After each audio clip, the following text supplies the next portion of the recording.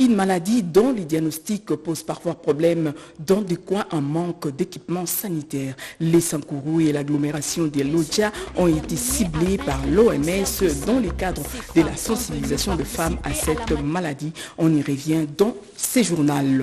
Pas de véhicules sur la chaussée, sans vignette à Kinshasa. La DGRK du moins, ses agents sont sur les terrains. Voici 4 jours pour un recouvrement forcé face au manque constaté de la culture fiscale. Des images à suivre dans ces journaux. Mesdames et messieurs, bonjour et bienvenue à cette grande édition de la mi-journée sur la radio-télévision nationale congolaise que nous ouvrons par la sécurité. Au Nord Kivu, ils ont subi un mauvais traitement et d'autres enrôlés des forces dans les rangs de M23. Quelques éléments de l'armée rwandaise sont tombés entre le mât de FARDC. Ces derniers sont passés aux AV pour parler de leur opération criminelle sur le sol congolais. Suivez. Juu tuliwatoka wale Wanyarwanda alisema kase walikuwa wanasema sasa tukifika Ruwaya na Goma watakamata ile mali yote na iwewe Kagame sie tubakie vile. Na sasa tukiona genzi tuko M23 genzi tuko watumwa yao yote ketoka vile. Tulikamata zile masira za FARDC zilikuwa na zile machuma za ndani za kupiga malisasi. Sasa natutia mbele wale Banyarwanda wanaona gezi tuko napiga wanatucheka. Moi j'étais berger de vaches lorsque les rebelles du M23 m'avaient trouvé pour m'enrôler des forces dans la rébellion. Le M23 m'avait pris des forces, là où j'étais à Misha, et depuis ce jour-là, je n'ai plus revu ma famille. Dans cette guerre à laquelle nous avons participé ici au Congo, les corps des militaires rwandais qui mouraient au front étaient rapatriés pour enterrement au Rwanda. Mais ceux de nos frères congolais avec qui nous étions dans les M23 étaient abandonnés pour être mangés par des chiens dans la forêt.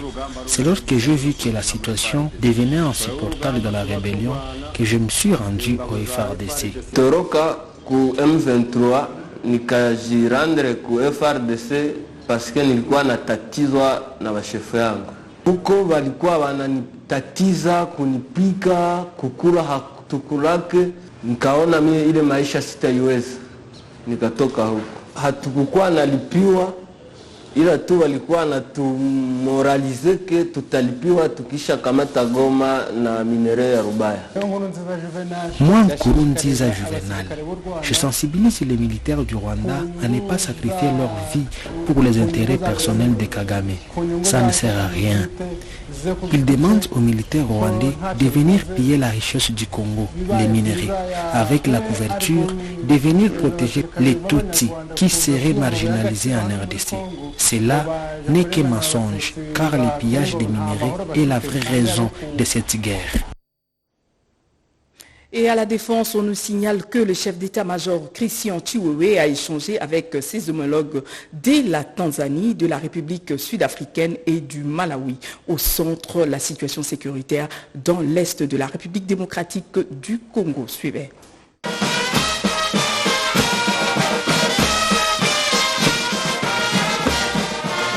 Une séance de travail a regroupé ce lundi 30 octobre 2023 autour du chef d'état-major général de FARDC, ses collègues de l'Afrique du Sud, du Malawi et de la Tanzanie. Ces travaux constituent la suite logique de la dernière réunion d'Addis Abeba et celle des experts militaires des 4 pays du 26 au 29 octobre 2023 à Kinshasa et à Goma. La situation sécuritaire dans la partie orientale de notre pays a été au centre de cette rencontre. Dans son adresse, le général d'armée Chiwewe Songesa Christian, chef d'état-major général de FARDC, a rendu un hommage mérité à tous les chefs d'état de la SADC pour leur contribution et leurs efforts pour la paix dans l'est de la RDC et dans la sous-région.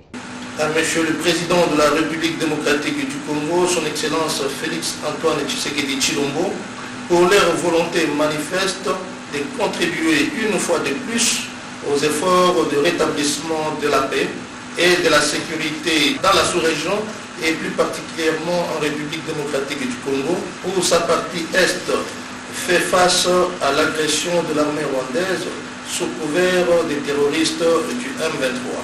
C'est dans ce cadre que je salue chaleureusement votre présence à Kinshasa et en profite pour vous souhaiter la bienvenue et un bon séjour pendant toute la durée des travaux.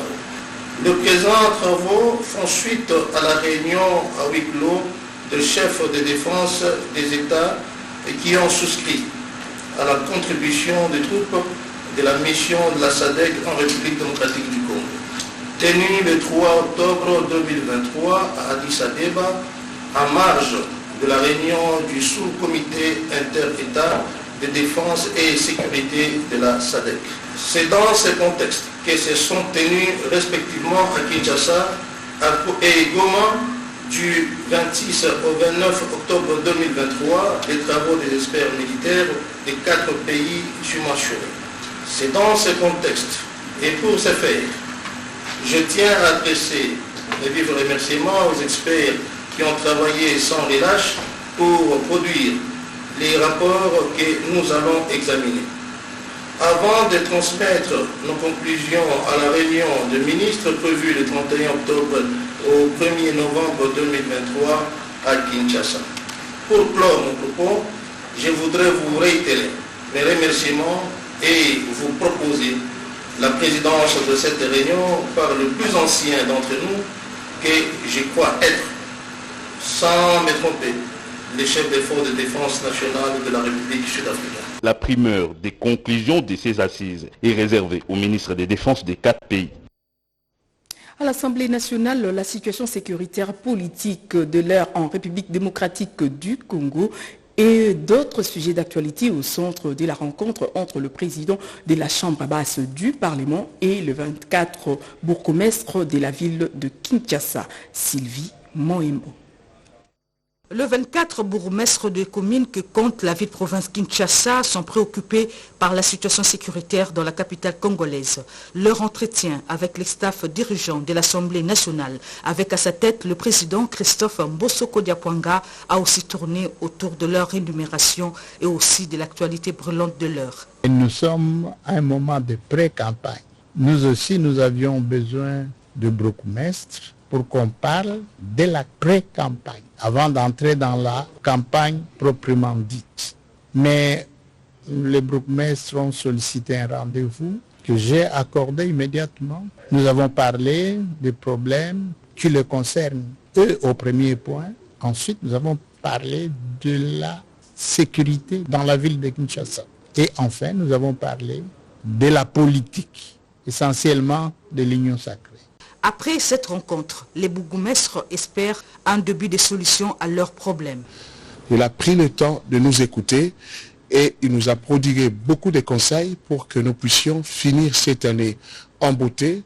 Nous sommes contents parce qu'il est la personne la mieux placée pour plaider notre cas et écouter nos doléances et la porter auprès du président de la République et aussi à l'Assemblée nationale. Le président de l'Assemblée nationale, Christophe Mbosoko Diapwanga, avait à ses côtés le deuxième vice-président. Des nouveaux bureaux construits dans le respect des normes viennent d'être opérationnels pour permettre aux agents de l'administration de la Chambre haute de bien faire les travaux. L'inauguration de ces bâtiments avec le président du Sénat, Bahati Lukwebo. Les détails dans ce reportage de Sandra Nyaki. Ces bureaux nouvellement construits à la Chambre haute du Parlement viennent d'offrir un cadre idéal aux agents de l'administration du Sénat. Le président Modeste Bahati l'a inauguré en présence du premier vice-président Edi Mundela Kankou, du secrétaire général, des directeurs et autres cadres de cette institution. 13 bureaux au total construits dans le respect des normes vont sans nul doute permettre aux agents de l'administration du Sénat de travailler dans les meilleures conditions. Une visite guidée sous les explications du responsable de l'entreprise qui a exécuté les travaux, le président du Sénat, Modeste Bahati, émerveillé, paraphrasant ainsi le chef de l'État, Félix Antoine Tshisekedi, dans son slogan « Le peuple d'abord », s'est dit fier de cette réalisation rendue possible grâce à la bonne gestion des frais de fonctionnement par son bureau au bénéfice des agents et cadres de l'administration du Sénat. Il n'y a aucun plaisir à travailler aux côtés des collaborateurs qui sont mal lotis, qui sont dans de mauvaises conditions. C'est même de l'insécurité. Quand vous ne vous occupez pas de vos prochains, de vos collaborateurs, de ceux qui sont dans votre entourage, c'est une source d'insécurité.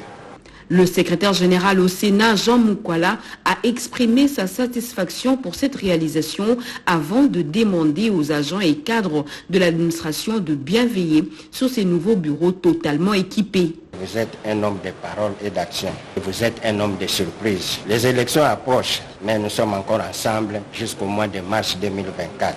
D'autres surprises sont encore possibles. Aux cadres et agents, je vous invite à gérer en bon père de mille ces bijoux. Signalons que c'est l'entreprise Global Business Construction qui a exécuté ces travaux. La traditionnelle réunion de conjoncture économique a eu lieu hier à la primature. Présidée par le Premier ministre, les membres de cette réunion ont passé au peigne fin le rapport de la Banque mondiale sur l'élimination de la pauvreté et celui de la conférence des Nations Unies sur le commerce et le développement. Janine Kalenga. La réunion de conjoncture économique de ce mercredi 1er novembre 2023, présidée par le Premier ministre Jean-Michel Samalukonde Kyenge, a passé en revue, comme à l'accoutumée, la situation économique tant au niveau national qu'international. Se référant aux recommandations du récent rapport de la Banque mondiale sur la pauvreté et celui de la conférence des Nations Unies sur le commerce et le développement, le Premier ministre Jean-Michel Samalukonde engage les gouvernements congolais à renforcer les actions dans les secteurs sociaux. Le ministre d'État en charge du budget, Aimé Boj Sangara, fait le compte rendu de cette réunion. Le rapport révèle qu'à l'horizon 2030, on ne va pas atteindre cet objectif de développement durable dans la mesure où il y aura à peu près 600 millions de personnes qui vont continuer à vivre dans des conditions d'extrême pauvreté. Cette situation fait suite au choc qu'a connu l'économie mondiale entre la période de 2020 à 2022. Comme recommandation, on demande aux pays en voie de développement d'augmenter les dépenses dans les secteurs sociaux, notamment dans les secteurs de la santé, dans les secteurs de l'éducation et des infrastructures de base. Le deuxième rapport a été produit par le CNUSED. Le CNUSED recommande aux pays en voie de développement de fournir des efforts vers la diversification de leurs économies en priorisant les secteurs à fort potentiel. Au niveau national, le comité de conjoncture économique se penchait sur l'adoption par l'Assemblée nationale du projet de loi des finances pour l'exercice 2024. Un projet de loi des finances qui a été présenté en équilibre et en recette avec des prévisions à hauteur de 40 500 milliards de francs congolais et ceci représente une augmentation de 24% comparativement au budget de l'exercice en cours. Ce projet de loi est en cours d'examen au niveau du Sénat. En ce qui concerne les indicateurs macroéconomiques,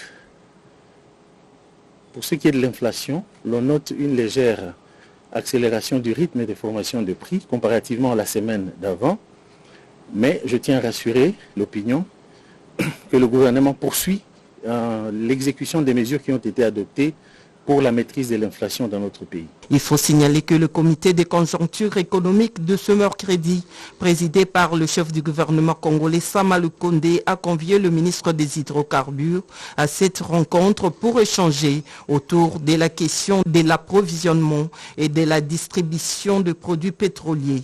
Des mesures ont été par ailleurs proposées pour qu'il n'y ait pas pénurie afin que le secteur des hydrocarbures ne puisse pas souffrir d'une quelconque. L'église tokoïste courant avec siège mondial à Luanda veut élargir ses activités sociales en République démocratique du Congo. Les responsables spirituels de cette communauté présente dans 4 provinces de la RDC a sollicité des exonérations à la ministre d'État, ministre du Plan. La ministre d'État a également accordé une audience à l'ambassadeur du PAM, Françoise Bouela. S'enquérir de la situation de la femme et de la jeune fille en RDC, le PAM veut renforcer l'accompagnement des différentes actions du gouvernement congolais pour l'amélioration des conditions de vie des femmes congolaises, particulièrement celles vivant dans la partie Est. C'est le sens de la visite de Son Altesse de Jordanie et ambassadrice du programme alimentaire mondial venue discuter avec la patronne du plan. And we had an excellent exchange about the partnership of the government with the World Food Programme. Et nous avons parlé de plus que l'urgence qui se passe dans l'Est. On a aussi parlé du reste du travail que nous faisons dans le reste du pays pour l'autonomisation des femmes et des filles, et un soutien qu'on fait avec le temps. C'est une responsabilité que nous partageons tous, c'est une responsabilité collective, et puis il faut qu'on prenne cette responsabilité ensemble si on veut vraiment soutenir les femmes dans leur bien-être, dans leur avenir, et puis surtout dans leur autonomisation. Pour l'avenir du pays. Toujours dans le sens du développement, l'église tocoïste, dont le siège se trouve en Angola, veut se lancer dans les activités sociales. Le chef spirituel, l'évêque Don Alfonso, représentant légal, vient solliciter des facilités auprès de la ministre d'État, ministre du Plan. L'église toquiste, c'est une église qui se préoccupe surtout de la vie de l'homme quand ils vivent encore ici dans les terres. C'est pour cela que nous présentons ce projet ici de construction d'une école technique. Il faut se préoccuper de former les jeunes garçons, les jeunes filles pour être demain un bon citoyen. Le courant tocoïste est présent sur le sol congolais depuis les années 50. Ce courant religieux est implanté dans 4 provinces, Kinshasa, le Kwango, le Kwilu et le Congo central. Comme je l'ai annoncé en titre, pas de véhicule sur la chaussée sans vignette à Kinshasa. L'opération recouvrement forcé lancée il y a 4 jours sur le terrain. Le constat est amer. Les assujettis quinois n'ont pas la culture fiscale. Le détail dans ce reportage de Rodé Panda. Traque des véhicules pour la vente des vignettes, quelques engins sont déjà en fourrière. C'est la conséquence de refuser de payer la vignette, une taxe de circulation routière. Après le lancement officiel de la campagne de recouvrement forcé vendredi 27 octobre dernier, le directeur général de la Direction générale des recettes de Kinshasa DGRK, Edin Fumopoko Monsimpo, est de nouveau sur le terrain. C'est mardi 31 pour le contrôle et palper le déroulement de cette opération en vue de s'assurer du rendement, comme qui dirait. L'action étant trop impressionnante, on n'ose pas désobéir. Tour à tour, il a inspecté les sites du boulevard du 30 juin à partir de la place du 30 juin, ex-gare centrale. 4 jours après le lancement officiel de cette campagne, le directeur général de la DGRK a fait encore un constat malheureux sur le terrain. Bon nombre de véhicules ne sont pas encore en règle avec cette taxe spéciale provinciale et relative au paiement d'impôts. Manifestement, les usagers et propriétaires des véhicules sont loin d'obtempérer au maximum malgré les moratoires. Même les élus du peuple censés observer les lois ne sont pas en règle. Quelques engins sont interceptés et Di Fumopoko invite l'ensemble des Quinois de s'acquitter de leurs devoirs civiques pour la construction de la ville, province Kinshasa, et surtout donner à l'exécutif provincial le moyen de sa politique. Lancée le vendredi 27 octobre, cette campagne de recouvrement forcé de la vignette 2021, 2022 et 2023 ira jusqu'au mois de janvier 2024, a souligné le directeur général de la DGRK.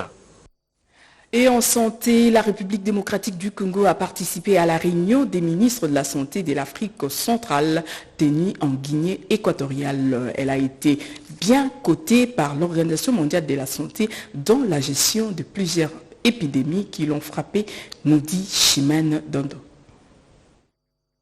Le vice-ministre de la Santé publique, Hygiène et Prévention, Serge Manuel Olen, a représenté la République démocratique du Congo à la réunion ministérielle de haut niveau sur la sécurité sanitaire dans la sous-région d'Afrique centrale. Ces assises, qui se sont tenues à Oyala, en Guinée équatoriale, ont permis au pays de la sous-région de renforcer l'engagement politique en faveur de la coordination et de la collaboration transfrontalière dans la gestion des urgences de santé publique.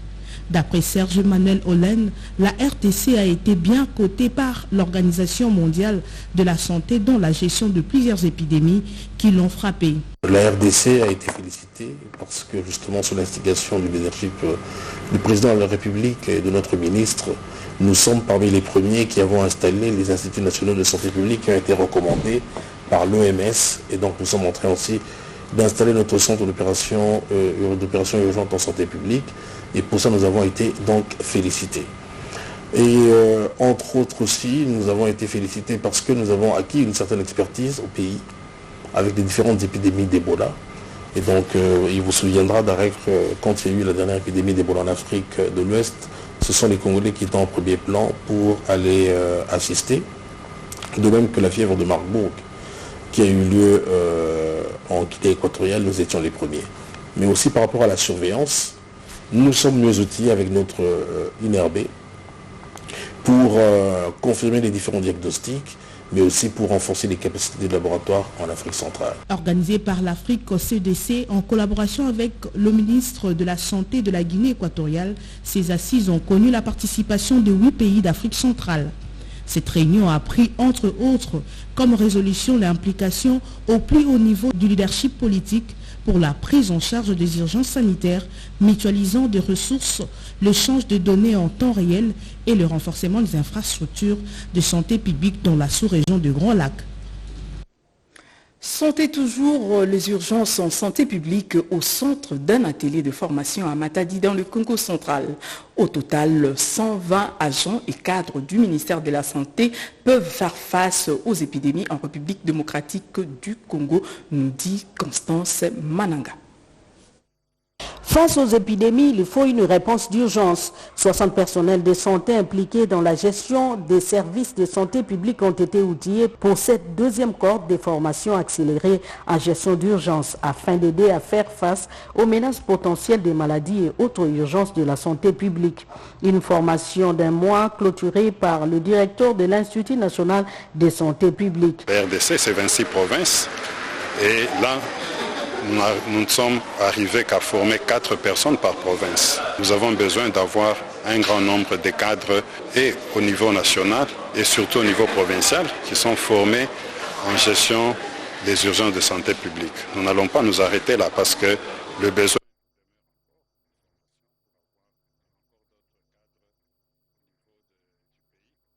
Grâce à Japaigo, une ONG internationale affiliée à l'université Johns Hopkins des États-Unis et CDC Atlanta, que ces personnels ont été renforcés en capacité sur les notions essentielles pour une réponse efficace à la gestion des urgences en santé. Ici, c'était question de faire en sorte que les ressources humaines du ministère de la Santé, du ministère de la Pêche et l'Élevage, du ministère de l'Environnement puissent être capacités pour se préparer et répondre aux urgences de santé publique. C'est une formation de niveau avancé qui va permettre aux 26 provinces d'avoir une capacité dans la réponse aux urgences. Satisfaction pour les participants qui ont appris ce qu'il faut faire et à quel moment lorsque les épidémies surviennent. Ces cadres et agents mettront en place des centres d'urgence dans chaque province. Ils ont reçu des brevets de participation. Faciliter les échanges et lutter contre la fraude transfrontalière, c'est la matière au centre de la 8e réunion mixte RDC et Angola. Les experts de 2 pays ont évalué les recommandations et les mesures prises par les douaniers en Angola. Anastasie Doumbou. Prévue chaque 3 mois, la réunion mixte entre la douane angolaise AGT représentée par le directeur de première région tributaire Ricardo Aguiar et la douane congolaise DGDR Congo central chapeautée par le directeur provincial Alain Tinday a vécu à Matadi du 26 au 28 octobre 2023 dans la salle des réunions de l'hôtel Lydia située dans la commune de Matadi, laquelle réunion lancée par l'exécutif provincial et animée de main de maître par Gaëtan Tinta, chargé du protocole et relations publiques. Cette réunion vise la lutte des communs accords contre la fraude douanière transfrontalière. Cependant, la 8e réunion mixte a tourné autour de l'évaluation de la mise en œuvre des recommandations et des mesures produites lors de la 7e réunion du 12 au 13 avril 2023 à Québec.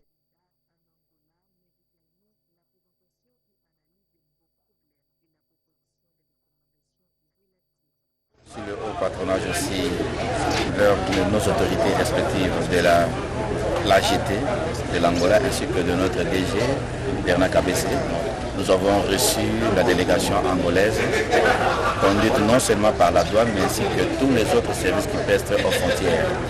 Et de même, nous, au niveau de la RDC, nous avons réuni tous les services qui prestent dans l'ordre opérationnel. Et le but était de quoi? De pouvoir échanger sur les préoccupations pour la facilitation des échanges ainsi que la lutte contre la fraude. Ainsi, elle a été clôturée par le ministre provincial des Finances représentant le gouverneur de province. Il convient de signaler que la délégation angolaise est arrivée jeudi 26 avril 2023 à Matadi et repartie samedi 28 octobre 2023 pour l'Angola après une visite du pont Maréchal et les sites Alain Tendai de l'autre rive du fleuve Congo. Nous l'avons dit en titre, le cancer, cette maladie qui pose parfois le problème des diagnostics par manque d'équipement sanitaire. Les femmes de l'Odja ont été ciblées par l'OMS dans le cadre de la sensibilisation de cette maladie. Les détails dans ce reportage de Patricia Ongo. Concernées, mais surtout déterminées à vaincre les cancers du sein, ces femmes sont venues participer à la matinée de sensibilisation et de lutte contre cette maladie qui touche 2,3 millions de nouveaux cas diagnostiqués chaque année selon l'Organisation mondiale de la santé. Premièrement, l'autopalpation des seins que la fille doit commencer à se la faire dès l'âge de 20 ans. Et il y a une deuxième chose qui est la consultation du gynécologue une fois par année. Et la troisième chose, c'est le dépistage mammographique pour les femmes âgées de 50 ans plus. Lorsque ça s'installe déjà, la guérison elle est difficile parce que ce sont des maladies, déjà le cancer, vous le savez, qui sont très fatales. La guérison est difficile, raison pour laquelle on recourt au dépistage. Alors, tout ce qu'on donne comme traitement de fond sur le cancer du sein, en fait, c'est pour améliorer la survie, en fait, ou la vie de la femme. Vous voyez, pour que la femme qui se sent en dehors de la société, qu'elle puisse revenir dans la société. Éviter de prendre trop d'alcool, le tabac, et manger moins gras, moins salé et au moins 5 fruits par jour, faire de l'exercice physique, éviter la sédentarité. Des mesures préventives ont été proposées au cours de cette rencontre. Les mois d'octobre étaient riches avec des séances de sensibilisation et des dépistages précoces initiés par le ministère central de la Santé. Place à la lecture de journaux Paris ce matin à Kinshasa dans une sélection et commentaire de Jean-Pierre Ndolo Demazo. Suivez. Bonjour à tous. Gécamine, la population manifeste contre le détournement de 10 millions de dollars américains, titre La Prospérité. Selon le journal, plusieurs manifestations ont eu lieu à Lubumbashi, Kolwezi et Likasi pour dénoncer le détournement de fonds, craignant à la Gécamine et appeler le chef de l'État à sanctionner les responsables. Les familles des employés de la Gécamine veulent faire entendre leur voix dans cette affaire sordide, du président du conseil d'administration jusqu'aux agents, en passant par l'intersyndicale. Les noms sont cités selon la partition des fonds. Le dossier touche également les personnes qui ont récemment bénéficié de la confiance du président de la République, ce qui a provoqué la colère dans le champ des agents de la Gécamine et leurs dépendants, note le journal. Forum des As enfonce le clou et titre 10 millions de dollars non justifiés prélevés sur le compte de Simco, mandataire, cadre et agent de la Gécamine dans l'œil du cyclone. Sale temps pour les mandataires, cadres et agents de la Gécamine à l'origine des prélèvements injustifiés des fonds dans le compte de Simco, selon des sources, en observant minutieusement les comptes de la Simco lors de leur patrouille financière. Les collaborateurs de Jules Alinguité, patron de l'IGF, ont répertorié 27 noms des hauts cadres de la Gécamine qui auraient bénéficié de plus de 10 millions de dollars américains en l'espace de 3 mois, d'octobre 2022 à décembre 2022. À Lubumbashi comme à Likasi, des gens réclament des têtes, ils veulent voir les fautifs être sanctionnés. Un joli coup de filet réalisé par la police nationale congolaise. Plus de 540 présumés criminels aux arrêts annoncent l'avenir. Déterminée à éradiquer et à démanteler le réseau du banditisme dans la capitale, la police nationale congolaise a réussi à mettre la main sur un groupe de meurtriers, kidnappeurs, cambrioleurs et d'autres accusés de détenir illégalement les armes. Ils ont été présentés le mardi 31 octobre par Blaise Kilimbalimba, le commandant provincial de la police nationale congolaise, ville de Kinshasa. Prenant ses fonctions au Grand Katanga, le général Edi Kapent dit venir participer à la défense de la RDC, rapporte la tempête des tropiques. À en croire le confrère, le général Edi Kapent est bel et bien arrivé à Lubumbashi, chef-lieu du Haut-Katanga, où il a pris le commandement de la 22e région militaire des FARDC. Il se dit déterminé à jouer un rôle dans la protection et la sécurité de la RDC. Selon lui, celui qui touche à la sécurité et menace la sûreté de l'État, l'armée va s'occuper de lui. L'ancien aide du camp de Laurent Désiré Kabila retrouve l'armée après plus de 20 ans passés en prison pour assassinat. Mesdames et messieurs, c'est la fin de ce journal, mais d'abord les rappels des titres. Les cancers, une maladie dont les diagnostics